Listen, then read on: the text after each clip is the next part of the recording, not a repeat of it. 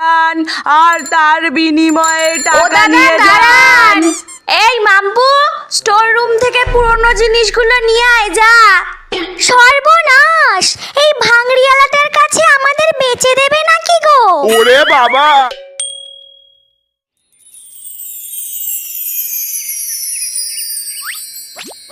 এই মাম্পু, আমি নতুন ক্যালেন্ডারটা দেয়ালে টাঙিয়ে দিয়েছি, তুই পুরনো ক্যালেন্ডারটা স্টোর রুমে রেখে দিয়ে আয় যা।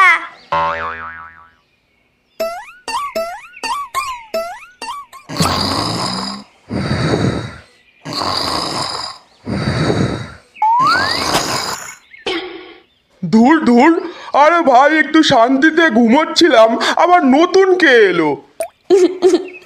মাদুর দাদা, আমি 1432-এর বাংলা ক্যালেন্ডার গো। কাল পর্যন্ত ড্রয়িং রুমে আমার কি দাপট ছিল জানো? আজ একটা নতুন ক্যালেন্ডার আসতেই ওরা আমাকে এই স্টোর রুমে ফেলে দিল। মানুষের বাচ্চাগুলো এত নিষ্ঠুর হয় গো। মরণ, তুই তো তাও মাত্র 1 বছর রাজত্ব করলি। আমার দিকে তাকা, আমি যখন জ্বলতাম না সারা ঘর আলো হতো। এখন তো লোকে আমাকে শুধু অ্যান্টিক পিস বলেই সাজিয়ে রাখে। এমনকি ভুতুরে সিনেমার শুটিংয়েও এখন আমাকে আর নেয় না, এলইডি লাইট জ্বালায়। পেটে নেই তেল, পড়ে থাকি খালি, সারা গায়ে ঝুল আর মেখে ধুলো বালি। তাই তো দেখো না, আগে তো তাও মিনসেগুলো রাতের বেলায় রাস্তায় বেরোলে আমার বগল দাবায় করেই নিয়ে চলতো, আমি তো ওদের পথ দেখাতুম, তাই না?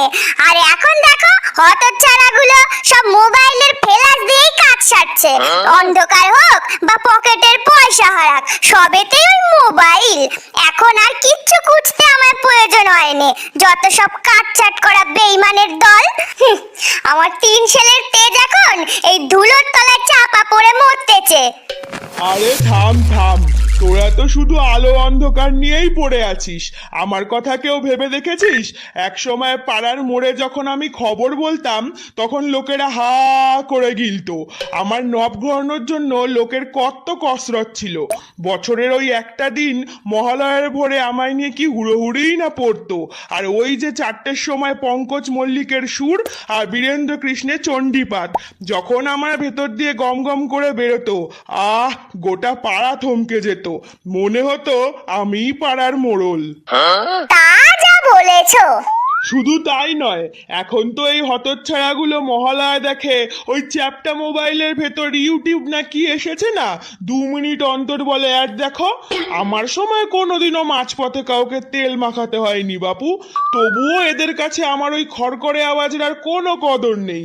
এখন তো মহালয়া সকালে আমি স্টোর রুমের কোণে আরশোলার সাথেই আড্ডা দিই, আর বাইরে মোবাইলের টুং টাং শব্দ হয়, ভাবলেই গায়ে জং ধরে যায়।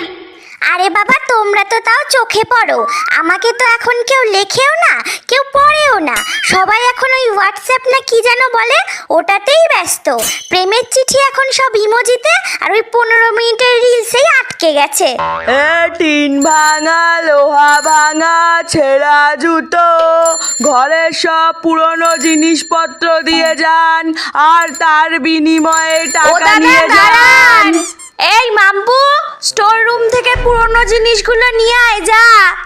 সর্বনাশ, এই ভাঙড়িওয়ালাটার কাছে আমাদের বেচে দেবে নাকি গো?